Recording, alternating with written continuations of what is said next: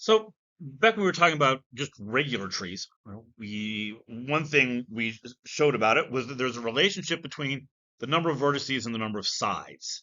We've got some kind of similar relationships for binary trees. For example, if k is a positive integer and t is a full binary tree with k internal vertices, then it has 2k plus 1 vertices total and k plus 1 terminal vertices. And if you take a look at the graph here, my example here, you can see what's going on with this. This graph has 7 internal vertices, right? Those are vertices that have children, right? They're non-leaves. So that's going to be k. So the theorem is saying that there will be 8 terminal vertices, and sure enough, there are down here at the bottom. And 2k plus 1, that's 15 vertices altogether. And yeah, you can check the last index there at the bottom. Sure enough, it does come out to 15. Okay, so let's see how we can prove this. So what I wanted to prove this, I want you to think about splitting the vertices into 2 groups. Right? There's vertices that have a parent and vertices that don't have a parent. Right? And if I add the size of each of those 2 groups up, it has to come out to the total because that's all of it. Okay, how many vertices don't have a parent? Well, there's only one, right? In a rooted tree, the root is the only one with no parent. It's the parent of the rest of the tree. Okay, so how about the number with a parent? Okay, every internal vertex has exactly 2 children, right? Because it's a full binary tree, right? And that represents all of the children, right? Because that's everybody except the leaves. So there's k vertices with children times 2 children each. That's 2k vertices. And that's all of them, right? Total number of vertices is 2k plus 1. Awesome. That's what I wanted to show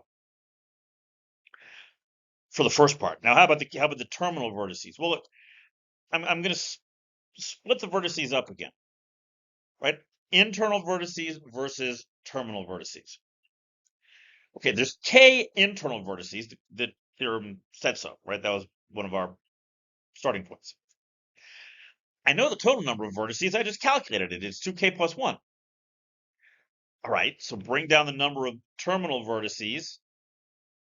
I've got an equation here that I can solve, right? Subtract k from both sides, and we get the number of terminal vertices is equal to k plus 1. Excellent. That was the last part of the theorem.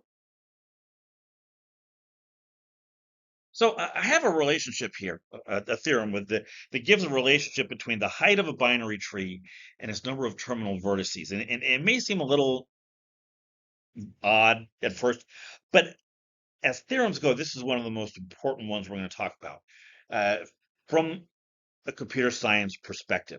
When you take your first class in algorithms, you're going to talk about at some point something called a divide and conquer approach. A divide and conquer approach is modeled using a tree.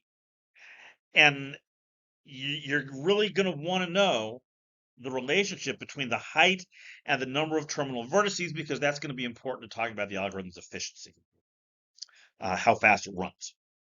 So what I'm going to do here is I'm going to show this for the binary tree first. So I want to show that if we have a full binary tree, height h, t terminal vertices, then t is equal to 2 to the h. We're going to do this by induction. The base case is a height of 0. Well, that's this very boring one vertex tree, and it does have one terminal vertex, right? And that matches the formula, right? 1 is equal to 2 to the 0. Okay, so how about the inductive case? So what we're going to do is we're going to assume that T is a full binary tree, height h, T terminal vertices, and T is equal to 2 to the h. Right? So now I need to look at the case where the height goes up by 1. We're going to do this. We're doing this on the height. So I'm going to have a full binary tree of height h. And I need to show that its number of terminal vertices is 2 to the h plus 1. Right? So think about that binary tree with T terminal vertices. Well, because this is a full binary tree, when I go down to the next height, the number of terminal vertices doubles. It's full. So every one of the T terminal vertices has to get 2 new children. Right? Well, that means that the number of terminal vertices is now 2 times 2 to the h, which is 2 to the h plus 1. Yes, that's exactly what I needed to show. Okay, so that's the binary case, right? The full binary tree. So what I need to show now is if I have anything less than a full binary tree, that the number of terminal vertices is actually less than or equal to 2 to the h. Okay, so now let's think about the case where we don't have a full binary tree. Right, it's a binary tree, but it's not full. I'm going to start with the same assumptions. I'm going to assume the height is h and that there are t terminal vertices. And now I'm going to want to show that t is strictly less than 2 to the h, because right? we already covered the equals situation. So what I'm going to do is I want you to visualize this incomplete binary tree and fill it in.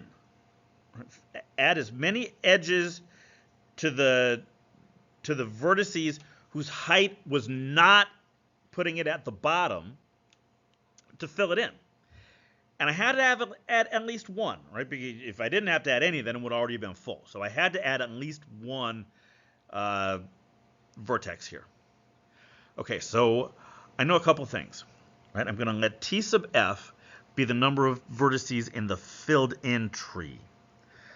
Okay, T is less than T sub f, right? I had to add at least one, so T sub f has to be at least one more than T. And because I didn't change the height, right, that means that T sub f is equal to 2 to the h. Because I've already showed this for the full binary tree. Well, that's what I need, right? T is less than T sub f, which is equal to 2 to the h. Take the inequality, replace T sub f with 2 to the h, and you get what we wanted to show. So far our approach to trees has been very theoretical. Right? And we've seen some important relationships, especially for the pure science students, but still pretty theoretical. In the last series of lectures on trees, and it'll be the last in our series on graph theory in general, we're going to take a look at something called a spanning tree, which we can use to take a network and reduce it down to the subnetwork with the smallest possible size that's still connected.